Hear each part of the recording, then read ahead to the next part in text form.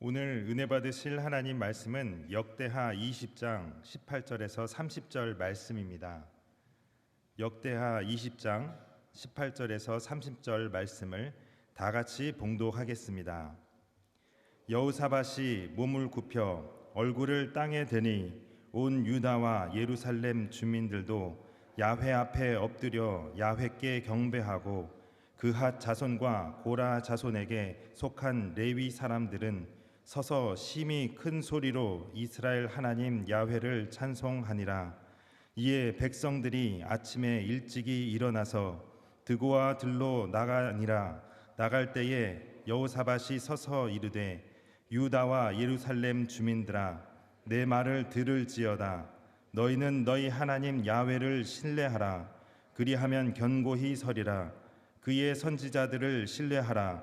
그리하면 형통하리라 하고 백성과 더불어 의논하고 노래하는 자들을 택하여 거룩한 예복을 입히고 군대 앞에서 행진하여 하며 야훼를 찬송하여 이르기를 야훼께 감사하세 그의 인자심이 영원하도다 하게 하였더니 그 노래와 찬송이 시작될 때에 야훼께서 복병을 두어 유다를 치러 온 암몬 자손과 모압과 세일산 주민들을 치게 하심으로 그들이 패하였으니 곧 암몬과 모압 자손이 일어나 세일산 주민들을 쳐서 진멸하고 세일 주민들을 멸한 후에는 그들이 서로 쳐 죽였더라.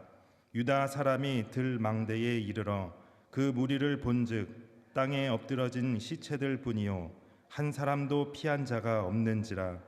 여호사밧과 그의 백성이 가서 적군의 물건을 탈취할세 본즉 그 가운데에 재물과 의복과 보물이 많이 있으므로 각기 탈취하는데 그 물건이 너무 많아 능히 가져갈 수 없을 만큼 많으므로 사흘 동안에 거두어 드리고 넷째 날에 무리가 브라가 골짜기에 모여서 거기서 야훼를 송축한지라.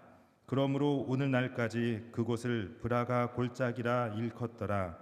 유다와 예루살렘 모든 사람이 다시 여호사밧을 선두로 하여 즐겁게 예루살렘으로 돌아왔으니 이는 야훼께서 그들이 그 적군을 이김으로써 즐거워하게 하셨습니다.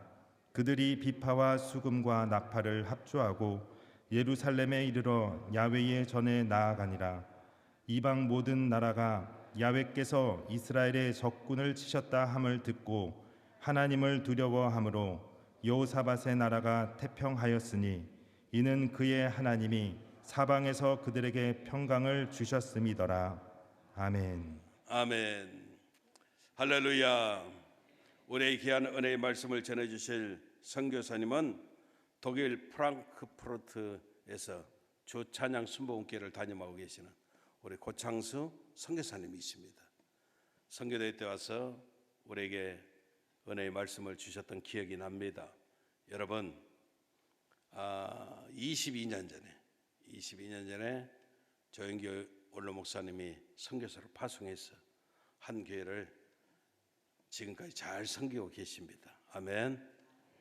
임목회가 참 쉽지 않습니다. 저도 해봤지만 쉽지 않습니다. 그런데 묵묵하게 끝까지 사명 감당하시는 목사님을 통해서 하나님이 영광 받으시고 오늘 저와 여러분들의 놀라운 하나님의 은혜로 가득 채우는 귀한 시간 되어질 줄로 믿습니다. 우리 목사님 나오실 때 할렐루야 큰 소리로 환영해 주시고 박수로 맞이하겠습니다. 할렐루야.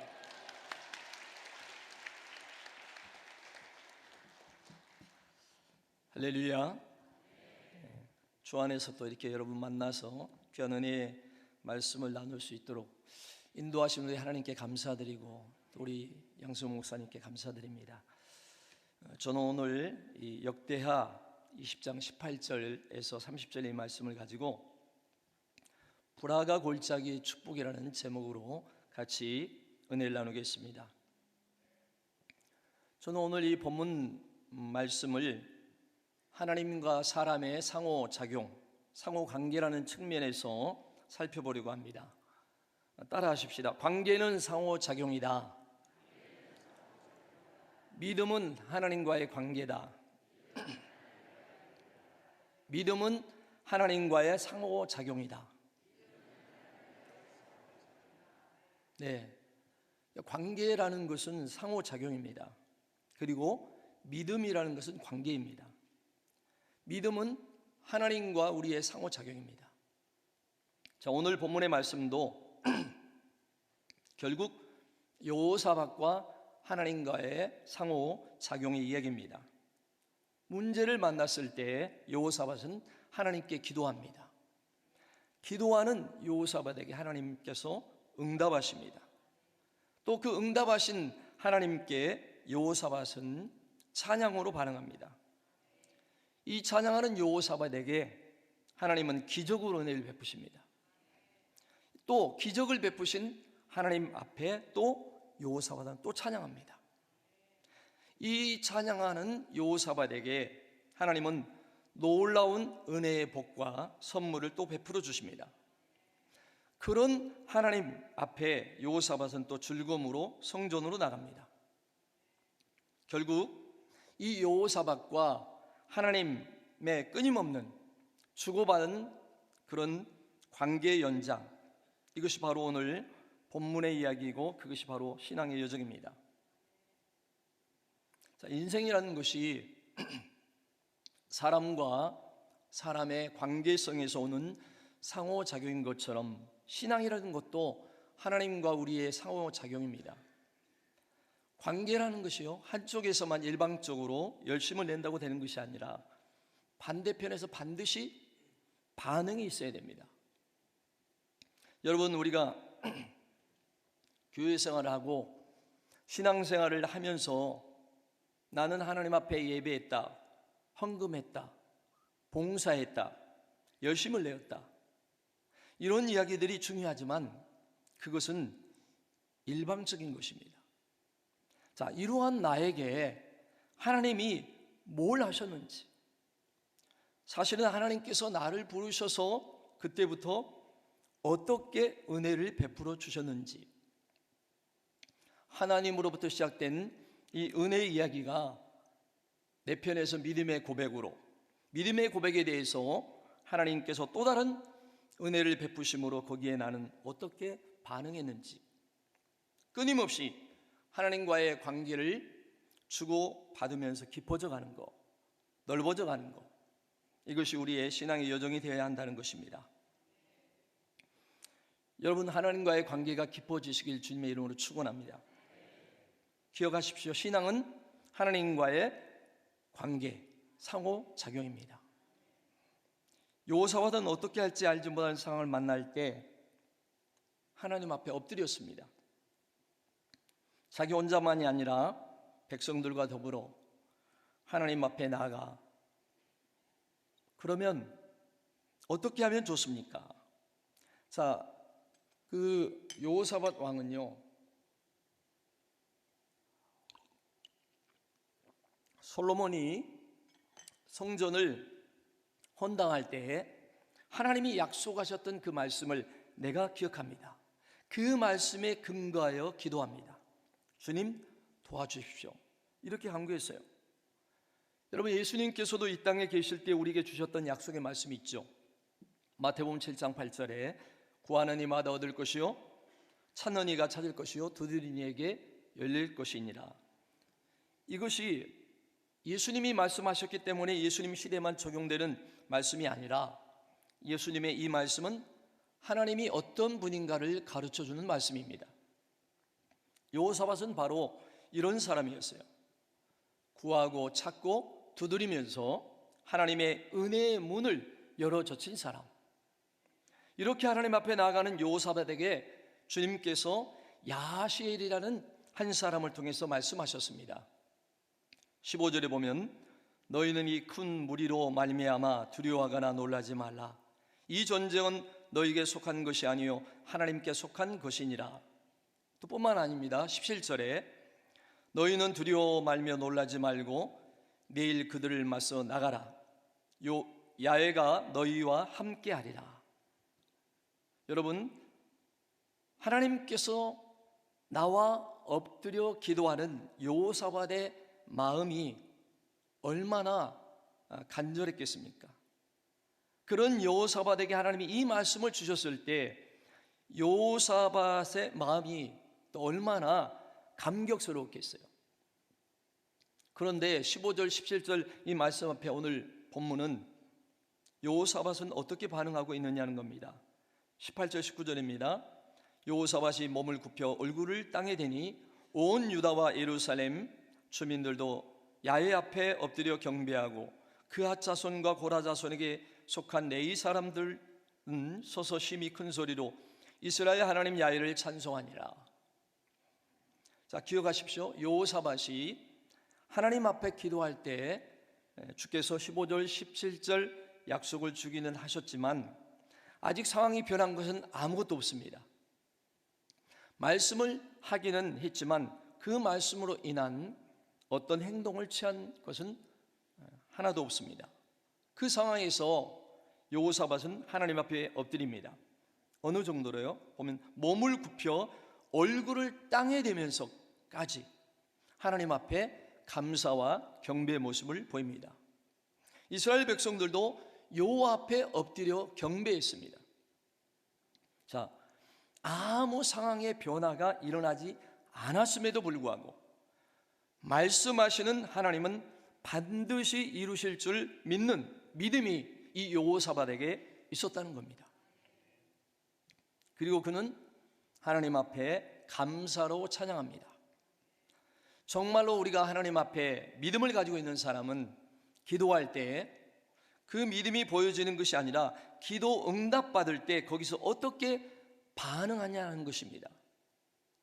자, 여호사밧은 간절하게 기도할 때 주께서 말씀하시고 그 말씀을 들을 때 그는 하나님 앞에 엎드려 경배하며 감사하며 찬양을 합니다. 근데 여러분, 이것이 단순히 노래로만 찬양이나 엎드린 행동으로만 나타나는 게 아닙니다. 20절에 보십시다. 이에 백성들이 아침에 일찍이 일어나서 두고와 둘로 나가니라. 하나님이 말씀하셨던 것처럼 너희는 내일 일찍 일어나 그들을 맞서 내려가라, 맞서 나가라. 이 말씀이 그들은 순종했다는 겁니다. 자, 따라해 봅시다. 아침에 일찍 일어나서 나가니라. 자, 저는 이 성경을 읽으면서 구약의 또 다른 말씀이 기억납니다. 창세기 22장 3절에 보면 아들을 바치라는 하나님의 명령 앞에서 아브라함의 반응이 어떠했는가를 성경 기록합니다. 자, 창세기 22장 3절 말씀을 읽겠습니다. 아브라함이 아침에 일찍이 일어나 나귀의 안장을 지우고 두 사원과 아들 이삭을 데리고 번제에 쓸 나무를 쪼개어 가지고 떠나 하나님이 자기에게 지시하신 곳으로 가더니. 자, 아침에 일찍이 일어나 가더니 누가요? 아브라함이. 근데 오늘 본문에 일찍이 일어나서 나가니라. 누가요? 여호사밧이. 이 역대기를 기록하고 있는 이 사람은 은연중에 이 여호사밧의 순종이 아브라함의 순종을 버금가는 즉각적이고 지체하지 않고 꾸물거리고 뒤로 미루지 아니하는 것, 전심으로 하나님 앞에 순종하는 어떤 사람이라는 것을 이 성경의 표현을 그대로 빌어왔음으로써 물론 상황 자체의 묘사긴 하지만 똑같은 표현을 통해서 그의 믿음을 아브라함의 수준으로 격상시키고 있다는 것입니다. 자, 여호사밧은 어떻게 이러한 순종을 할 수 있을까요? 그는 여호와의 길, 야훼의 길, 다윗의 처음 길을 걸었던 사람입니다. 하나님의 영에 사로잡힌 사람을 통해서 주어지는 하나님의 말씀에 대해서 그는 따라하십시다. 귀를 기울여 듣기로, 마음으로 받기로, 전심으로 믿기로, 실천하여 순종하기로. 그는 그렇게 결심하고 있었습니다. 여러분, 우리가 말씀을 들을 때 많은 사람들이 흘려듣습니다. 그러나 우리가 새겨들여야 됩니다. 귀로만 듣지 말고 마음으로 들어야 돼요. 또 듣기만 하지 말고 믿어야 됩니다. 또 믿기만 하지 말고 순종해야 돼요. 자, 여호사밧은 지금 오늘 이 본문의 모습 속에서 말씀 앞에서 가져야 할 올바른 성숙한 그리스도인의 태도, 믿음의 사람의 태도를 완벽하게 우리에게 보여주고 있습니다. 더군다나 여호사밧의 이런 결단 내면적인 태도는 그의 개인적인 것만은 아니었습니다. 자, 20절을 우리 다 같이 한번 읽어볼까요? 20절 말씀. 여호사밧이, 다 같이 시작. 여호사밧이 서서 이르되 유다와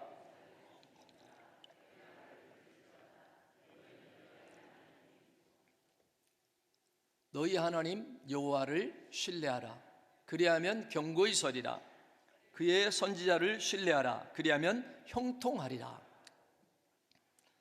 자, 20절에 여호사밧이 백성들에게 이렇게 큰 소리를 치고 있는 상황이 하나님의 기적이 지금 나타난 상황입니까? 아니면 나타나지 않은 상황입니까? 아직 아무 일도 일어나지 아니한 때입니다. 오직 말씀하신 하나님의 말씀을, 그것도 하늘에서 울린 초자연적인 소리가 아니고 오늘날처럼 설교자 한 사람이 앞에 서서 그냥 일찍 외친 것뿐입니다. 그런데 그 말씀 앞에서 한나라 왕인 여호사밧이 백성들 앞에 크게 외치고 있는 겁니다.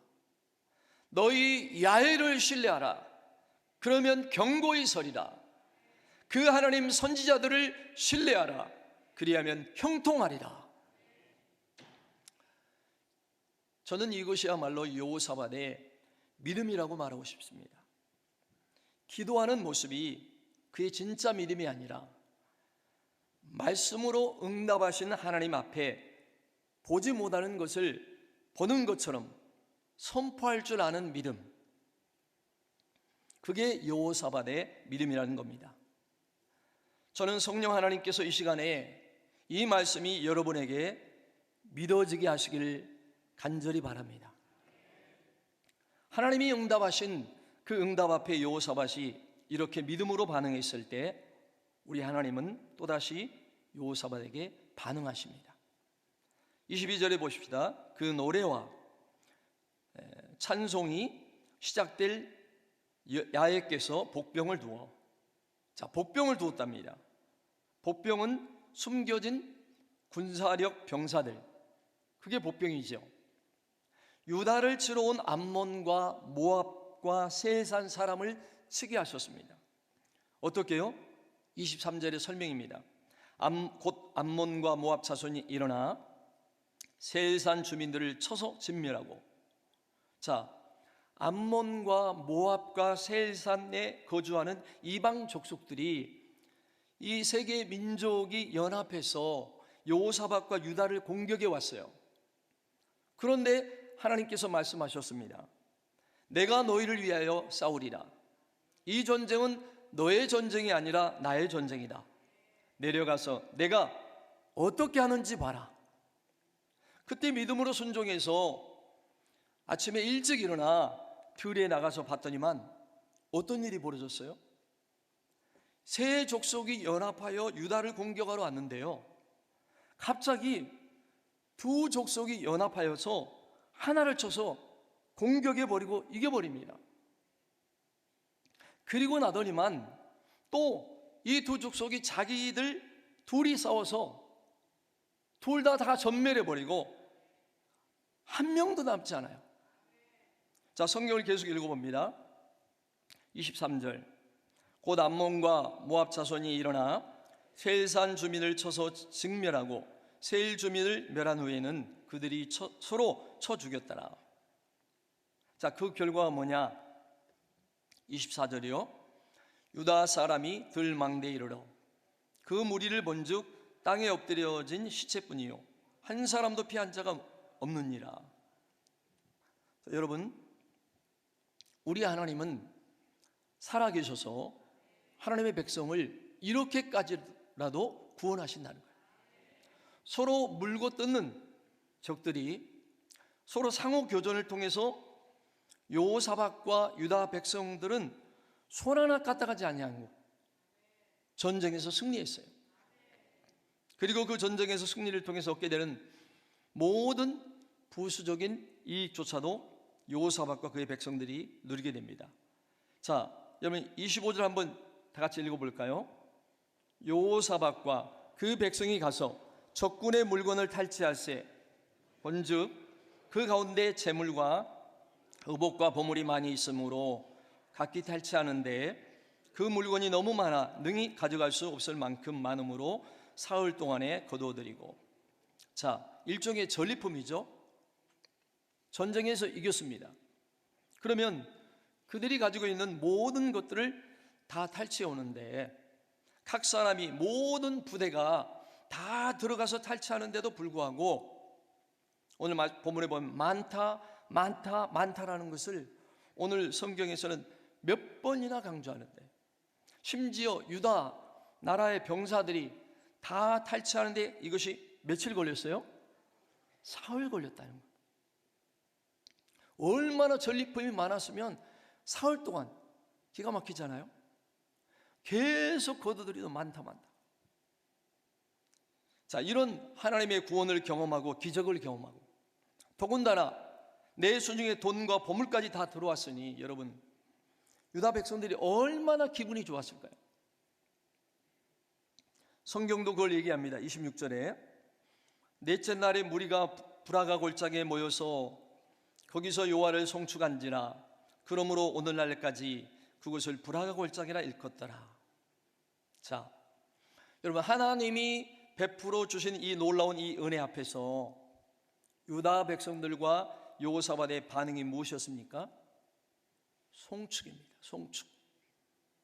하나님이 베풀어 주신 은혜를 기억하면서 기리면서 우리 하나님을 높여 찬양하는 것입니다. 말씀으로 응답하실 때도 엎드려 찬양했고 기적으로 응답하실 때도 그들은 찬양합니다.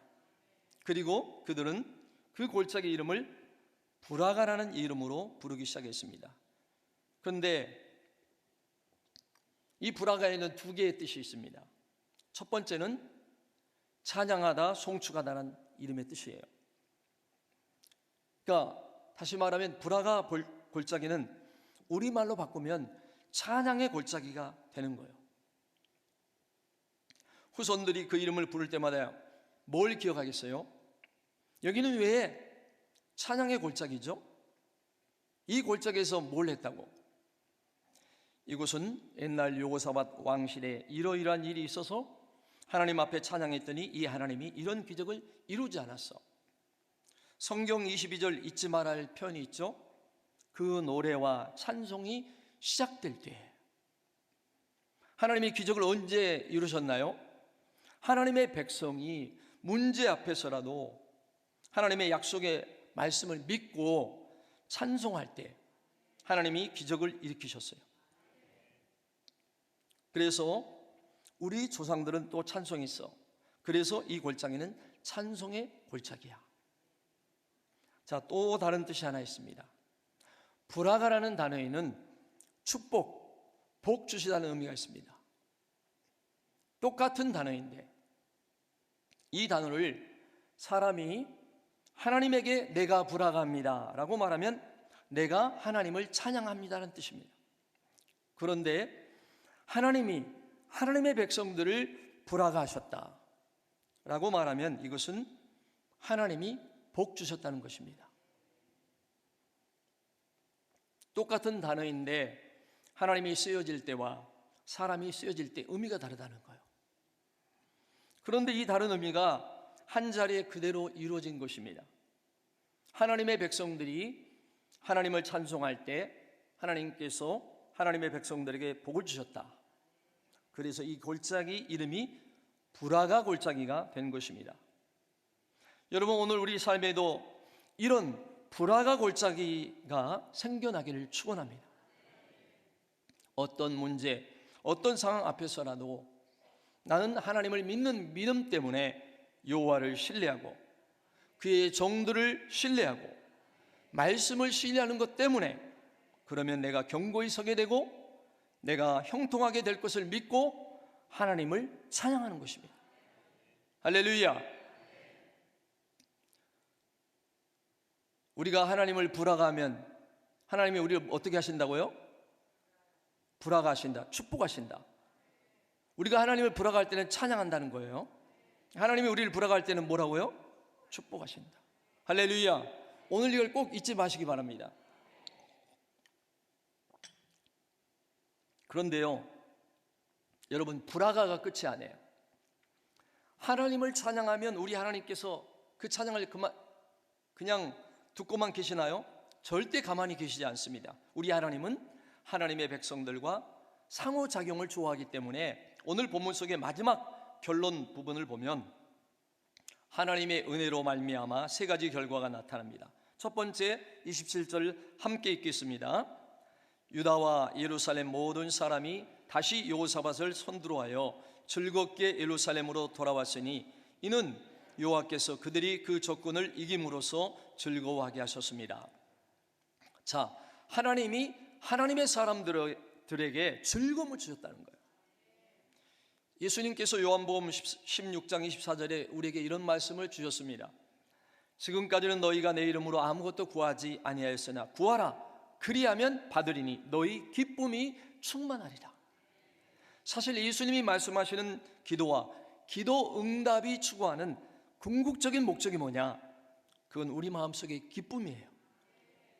사실 하나님이 기도 응답하시는 이유는 단순히 문제를 해결하고 필요한 것을 채워주시는 것이 아니라 궁극적으로 예수님이 말씀하시는 바는 우리 안에 있는 기쁨이라는 거예요. 여러분, 할아버지 할머니가 손자 손녀에게 선물을 주죠. 왜요? 이걸 받아서 좋아하고 기뻐하고 즐거워하는 손자 손녀를 보는 것이 내게 즐거움이 되기 때문에. 선물은 매개일 뿐이에요. 우리도 마찬가지입니다. 우리 하나님께서 우리에게 기적이라는 것을 베풀고 기도 응답이라는 것을 베푸실 때 이것은 하나의 매개일 뿐입니다. 하나님이 원하시는 것이 뭐냐?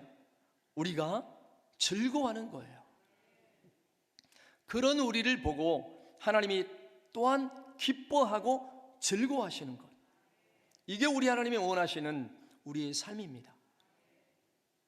두 번째는 28절에 봅니다. 그들이 비파와 수금과 나팔을 합주하고 예루살렘에 이르러 여호와의 전에 나가니라. 어디로 나갔다고요? 야훼 전에 나갔다는 거예요. 야훼 전. 하나님의 집에, 하나님의 교회, 성전에 나갔다는 거예요. 뭘 하면서? 비파와 수금과 나팔을 합주하면서. 왜 합주했을까요? 찬양이죠. 즐거워하는 마음속에서 나오는 개성가요, 그리고 찬양입니다. 이 악기를 연주하는 것은 전적으로 제사장들의 몫이었어요. 레위 후손들의 몫입니다. 그런데 이것은 군악대가 절대 아닙니다. 이 연주는 찬양이었을 겁니다. 그들은 전쟁에서 이겼어요. 엄청난 탈취물을 얻었습니다. 불화가에서 불화가를 경험하고 그들의 마음이 즐거움에 넘쳤어요. 그리고 그들의 삶의 자리로 돌아올 때 그들은 집으로 먼저 돌아가는 것이 아니고 그들의 마음이, 그들의 모든 것들이 어디로 갔나요? 야훼 전으로 나갔다. 할렐루야. 하나님의 역사는 우리를 하나님께로 더 가까이 나아가게 합니다. 여러분, 찬양과 경배로 우리 하나님을 가까이 하는, 누가 시키지도 않았고 선지자도 명령한 것도 아닌데도 불구하고 유다 백성들이 여호사밧을 앞세워 기쁨과 즐거움으로 찬양하면서 여호와의 전에, 야훼 전에 나가는 그 모습을 한번 상상해 보세요. 우리 하나님이 그 모습을 보고 있다고 여러분 한번 상상해 보세요. 그들에게도 얼마나 기쁘고 우리 하나님께서도 얼마나 기쁨이 되었겠습니까? 이것이 하나님의 백성이고 이것이 하나님의 은혜를 베푸시는 이유입니다. 저와 여러분의 마음이 야훼 전에 언제나 향하게 되길 원합니다. 눈에 보이는 예배당만이 아니라 눈에 보이지 아니하는 하나님의 전, 새 하늘과 새 땅에 우리 하나님께서 함께 자정해 계시고 그 앞에서 우리 하나님을 섬길 그날을 기억하면서 오늘 이 땅에서도 내 삶의 중심에 계시는 우리 하나님을 늘 기억하고 늘 찬양하고 늘 감사하는, 늘 예배하는 이러한 삶, 전 이것이 우리 삶에 충만하기를 원합니다. 세 번째 결과는 뭡니까? 29절 30절입니다. 이방 모든 나라가 여호와께서 이스라엘의 적군을 치셨다함을 듣고 하나님을 두려워함으로 여호사밧의 나라가 태평하였으니 이는 그 하나님이 사방에서 그들에게 평강을 주셨습니다. 따라합시다. 이방에는 두려움이, 그들에게는 평강이. 이것이 하나님이 일하시는 결과예요. 하나님이 역사하시면 하나님 반대편에서 있는 사람들은 언제나 두려움이 차오릅니다. 그러나 하나님이 역사하시면 하나님 편에 서 있는 사람들에게는 평강이 주어집니다. 할렐루야. 여러분, 사도행전 5장의 아나니아 삽비라가 하나님 앞에 예물을 드리면서도 이게 전부냐? 그럴 때 아니요, 일부분입니다. 아마 그랬으면 살아났을 거예요. 그런데 전부입니다 그랬거든요. 그럴 때 네가 성령을 속이려 하느냐? 그 소리 한마디에 갑자기 죽어버린 일이 일어났어요. 모든 예루살렘 교회 성도들 가운데서 두려움이 일어납니다. 어떤 두려움이요? 하나님을 속일 수 없다.